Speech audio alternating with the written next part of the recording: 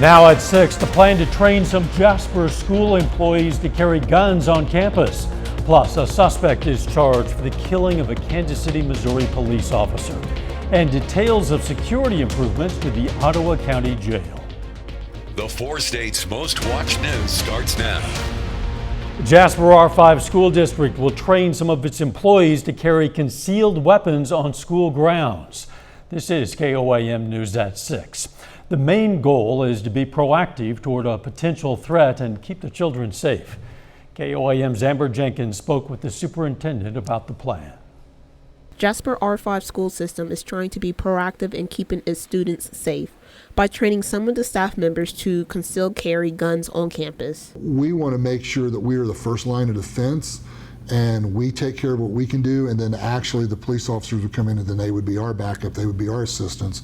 They would take over, obviously, whenever they get here. The Board of Education started creating a strategic safety plan in 2019.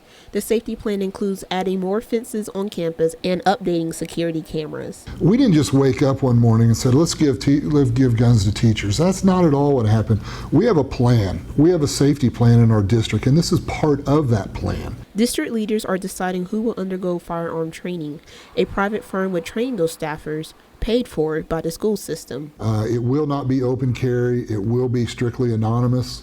The people that have been chosen by the board will not be, the only people that know who they are our 7 board members and myself. However, some members of the community do not support arming school staff. Facebook commenters against arming school staff members are worried about the lack of training and support currently. One commenter said arming an irritated staff member could end in tragedy. Another brought up potentially low pay does not match the responsibility of protecting a classroom. In Jasper County, Amber Jenkins, KOAM News. The superintendent says some details, including the additional pay for those carrying, are not being disclosed. He did say some staff members will be carrying when school starts on August 22nd. Authorities today charged a man with the murder of a Kansas City, Missouri police officer. The shooting death happened during a traffic stop in North Kansas City yesterday. Investigators say Officer Daniel Vasquez was trying to stop a vehicle for expired temporary tags when the car's driver got out, shot the officer, then drove away. 24-year-old Joshua Roca surrendered hours later after the Missouri State Highway Patrol issued a statewide alert for the car. Charges against Roca include first-degree murder. If convicted, Roca could get the death penalty or life in prison without parole. Officer Vasquez was 32 years old. An Edmond, Oklahoma police officer has died from a multi-vehicle crash. That officer was driving a motorcycle at the time. Reporter Sylvia Corkle has more.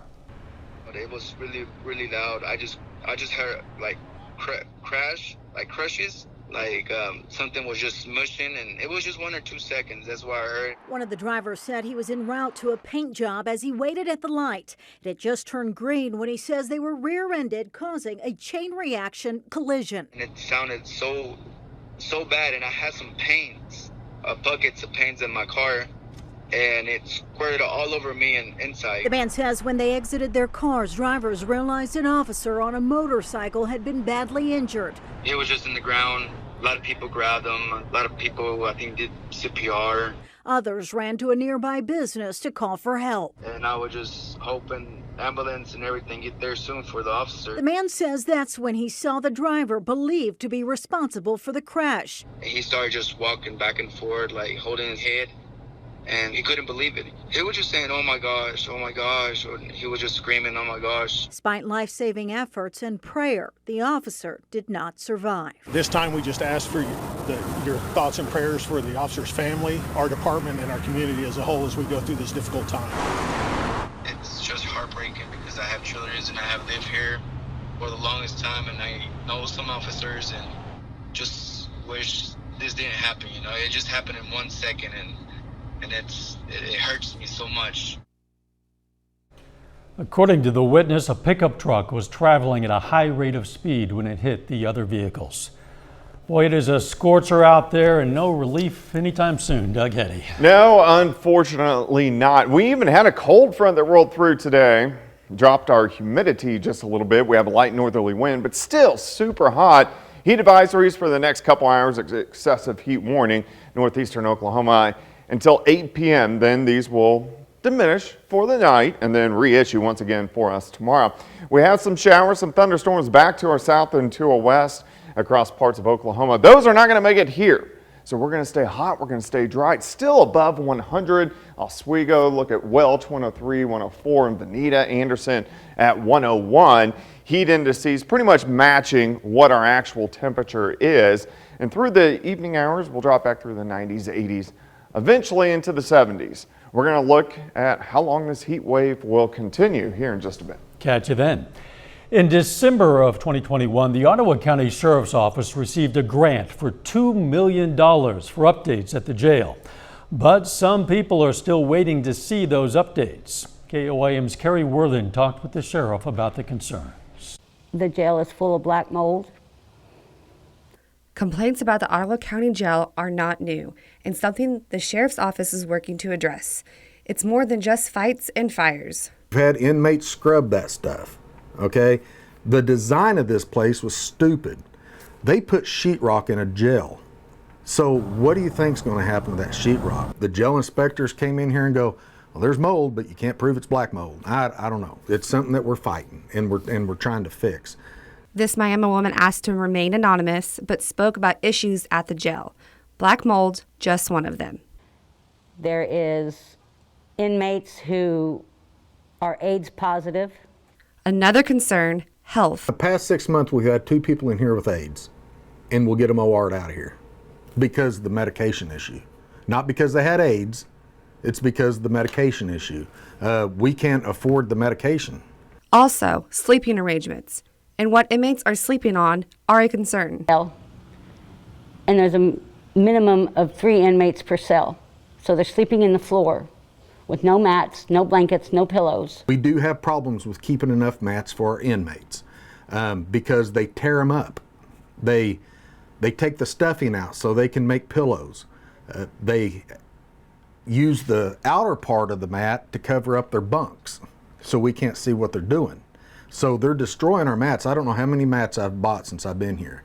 We were not allowed inside the jail to get video, but we did ask about updates already completed. So it's best not to even see what we've done. Because if you see what we're doing, you're going to go see a judge at some point. In Miami, Carrie Worthen, KOAM News. Sheriff says a new roof and AC unit will be installed at the end of this month. Coming up, how KCU Joplin is giving back for their We Care Day. Plus, the Alliance of Southwest Missouri asks for a unique donation. First-year medical students of Kansas City University Joplin are giving back to the community as they mark their first week of medical school orientation through the We Care Day. Students and staff members partnered with the Ronald McDonald House and the Lafayette House to complete several service projects. Chelsea Conley, Development Director at Lafayette House, says it's important to have those extra hands. Here at Lafayette House, so we have a ton of staff, but there's a lot of projects that we're not able to get to as quickly as sometimes we would like. So having extra students, extra hands help with these service projects are tremendous for our organization. Some students point out the opportunity to help people is the reason they want to go into the medical field. Some area children raised money for the Ronald McDonald House. Children at the Diamond First Baptist Church's Vacation Bible School raised more than $2,600. An official at the church said they took an offering from the children each night from July 10th to July 14th. And today, officials presented the donation to the Ronald McDonald House. I love the generous hearts of the people in our community, and especially of this church. You know, it's a small church, and they just brought in the community, and they just got behind the passion and the purpose and the theme that they had, the creativity that they learned through this, this Vacation Bible School. The theme for the week they donated was Spark Studios. Now, Spark stands for Sharing, Pray, Art, Remember, and Kindness. The Alliance of Southwest Missouri is asking for seat belts to help with an upcoming driving safety campaign. Data show that rural male teen drivers of pickup trucks are less likely to buckle up. Based on that knowledge, MoDOT granted $18,000 to the Alliance to market a campaign aimed toward that group. Billboards will appear soon in Southwest Missouri, and in the meantime, the Alliance is asking for people with a very specific part of the project. We're in desperate need of seatbelts. We need 76 altogether right now. On Wednesday, July 20th, we are at 25 seatbelts. So if you have an old car, work at a salvage yard, or just for some reason have seatbelts lying around, we could really use them. The Alliance needs all those seatbelts by July 25th. You can drop off seatbelts at the Alliance building or give them a call for more details.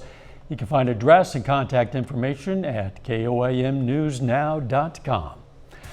A little bit later, this is Arrival Day for the 2022 Kansas Shrine Bowl in Pittsburgh. We'll have details in sports. Plus, the heat wave continues. In fact, gets a little stronger. We're going to check that out coming up. The 2022 Kansas Shrine Bowl is just 3 days away. This year's game will be played in Pittsburgh on Saturday night at 7 p.m. Today, though, it was Arrival Day for the players in this year's Shrine Bowl. They had a police escort and everything this afternoon coming into Kearney Smith Stadium. Now, as always, the game is East against West, featuring some of the best high school seniors from across the state. Now, there are 8 local guys on the east side this year who are ready to hit the field in front of what should be a nice home crowd on Saturday. There's going to be a lot of people we know in the stadium, and you want to win. It's a great experience, and I can't wait to play Saturday. It's definitely really cool to meet other kids from the east side of the state and seeing the different competition levels between 1 and 6A. I mean, and even including 8-man. It's definitely, like, at practice, it definitely, you can tell. But I mean, we're all having fun and putting in the work to bring home the W.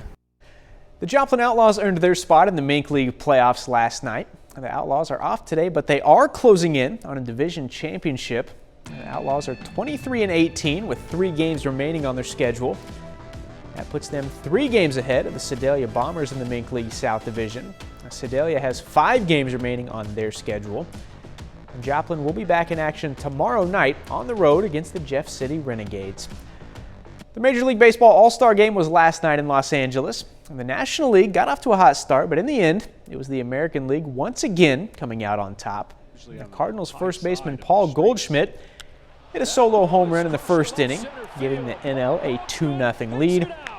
From there, though, the American League rallied to score 3 straight and win it 3-2. It's the 9th straight win for the American League in the Midsummer Classic, and their 21st win in the last 25 games. New York's Giancarlo Stanton was the game's MVP after going 1 for 2 with a 2-run home run. It's very special to me, so I think it's right up there with anything personally. I have some goals in terms of winning a championship and going all the way, but yeah, personally for the road I've gone to get to where I am now, this is very special. And that's a look at sports. We're back with more news after this. Take time now to honor a military veteran. Lori Baresh served in the U.S. Navy in 2002 and 2003. The former Ship Handler of the Year was stationed in Virginia, and we are proud to salute Lieutenant Lori Baresh, a 4-state hero.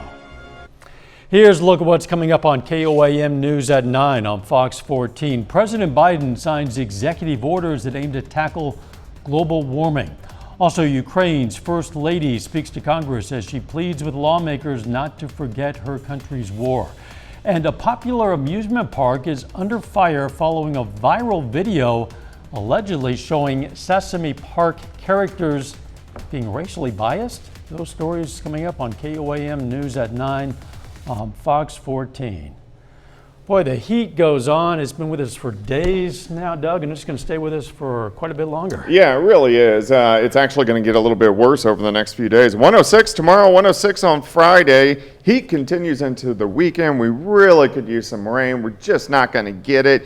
At least we have some slight chances by the time we head into next week. But you can see even next Saturday all the way up to 102. So wow. No relief in sight. No, and we're looking pretty far down the road. Thanks for joining us. We'll see you right back here for KOAM News at 10. Let's make it a great evening.